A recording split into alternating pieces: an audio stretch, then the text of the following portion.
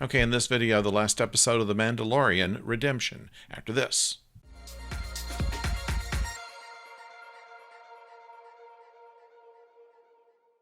Hello out there, I'm the oldest nerd, and what we're going to talk about today is the end of the season of The Mandalorian, and it starts out with a scene with a couple of stormtroopers who sound for all the world to me like Ben Affleck and Matt Damon. They probably aren't, or if they were, they're certainly not credited anywhere in there, but the voices are very familiar to me, and that's all I could think about while they were talking. They had a rather extended scene of which they're just kind of hanging around waiting to be ambushed by IG-11, who was on his way.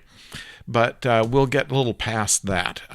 What really hit me about this was that while they are sitting around chatting with each other and biding their time while they're waiting for authorization to go into town to deliver the child to the Moff, who is played by Giancarlo Esposito, we'll talk about in a minute, they decide to do some target practice on a box that is maybe 6 feet away and can't hit it.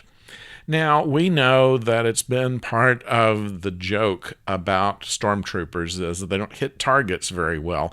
In order to tell this story, which the entire Star Wars universe is based on fantasy. It is what even George Lucas said himself was a fairy tale. And so the bad guys can't win. They get a little advantage here and there, but eventually the good guys win out. That's the way it works. And in order for the good guys to win when they're outnumbered and outarmed and out everything else, you have to have some kind of weakness in the bad guys in order to be able to beat them. And in this case, a stormtrooper can't shoot a box at 6 feet.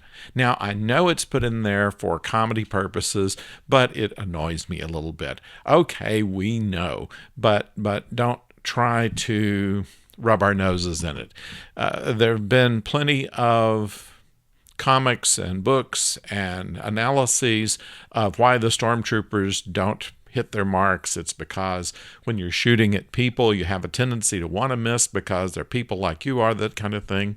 However, the whole idea of Star Wars has been kind of the man versus machine kind of idea anyway, with the machines often being more human than the people are. And that certainly takes some of the theme that's been going through The Mandalorian. The Mandalorian, who is so much against droids, yet he never takes his helmet off. He looks as mechanical as Darth Vader did. And in fact, in one of the movies, Obi-Wan Kenobi, in his Force Ghost persona, says that he's probably more machine than person anymore. Well, that said, we have this kind of thing as to the unfeelingness and yet compassion from the machines like IG-11, and the lack of compassion from the very people like the Moff, who's played, as we mentioned, by Giancarlo Esposito, who plays a great villain. He did so, of course, in Breaking Bad. I never met him, but saw him in a forum once, and he is self-deprecating, a delightful individual. Obviously, nothing like what he plays, but he can make a very bad guy. And we're going to see more of him as it shows. He is set to be in the next season and kind of the next pursuer of the Mandalorian, since the Mandalorian has already made himself pretty much back in with the guild and those who had walked away from him before, or that he had walked away from. So now he needs another antagonist, and if you had to pick one, Giancarlo Esposito is a great one as Moff Gideon. And there's a past with that, as shown in this episode, where Gideon knows the Mandalorian's real name, which is Din Djarin. Fine. I mean, so he's got a name. That's not really what we wanted to know. We kind of wanted to know what the species and planet of the child were, and that's not something they're revealing. And in fact, as the show ends, the Mandalorian is still taking the child along, and we're going now from the lone drifter to the searcher of some sort, of where he's protecting and taking this child into the unknown to try to find its home. Almost the idea of the search in Battlestar Galactica. We're looking for the way home. In Quantum Leap, we're looking for the next leap that'll take us home. To a certain extent in Farscape, looking for a wormhole that'll take us home to some undetermined and unknowable place.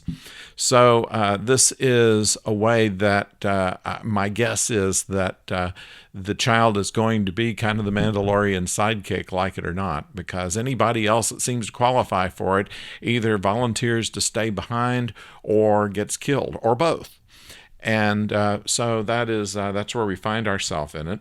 I kind of liked the joke on the joke, where IG-11 says you may have some problems in your central processor, and he says, "You mean my brain?" And he says that was a joke to make you more comfortable. And I thought, well, that's kind of anyway. We see the armorer once again. This is an unnamed character who is taking a slaughter of other Mandalorians and putting them into the furnace to melt down their armor into whatever they should become, and still remains to defend the shrine, if you will, of the Mandalorians, which we find, if you had any doubts about it, is a creed rather than a nationality.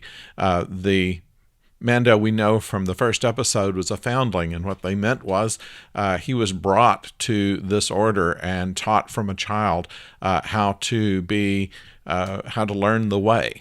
And this is the way. It's something that's been used in almost every episode to explain why the Mandalorian does what he does. As a result of a lot of his fighting in this episode, the armorer gives him a signet, and it shows him to be their caretaker of the child.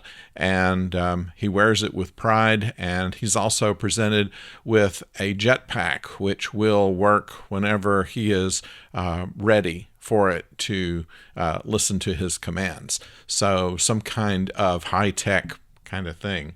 There was a joke earlier in the season where he was flown by another Mandalorian with a jetpack, and he said, "I'd love to have one of those things." So now he does, and had reason to use it. We may see more of Cara Dune and Greed Karga. I think that they are friends. They are staying behind on this planet, but I have a feeling that we're going to see them again as Mando needs them, or as they should pop up, because they're just too good of characters to let go.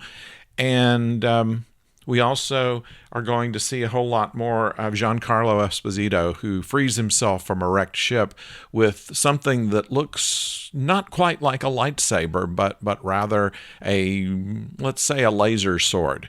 For the first time in this particular episode, they seem to have some idea, or someone seems to have some idea of what the Force is. They don't know it by name, and they don't know the species of the child, but they do know that he comes from a race of evil sorcerers. So what it means is that they are only aware of the dark side of the Force, have not seen anyone of the good side. Darth Vader was pretty much almost the last of his kind at the time of the beginning of Star Wars, and Luke Skywalker was pretty much the only one of his kind as a Jedi. This is kind of what we pick up. This is enough to make us want to see this next season of The Mandalorian, and so we will be there when it comes about. However, we have other things that will be coming in. We have the New Year's Day broadcast of Doctor Who. We'll also be reviewing Lost in Space very soon. So stay with this channel. Remember to subscribe and to click the bell in order to make sure that you know when the next one comes your way. And until that time, don't go far.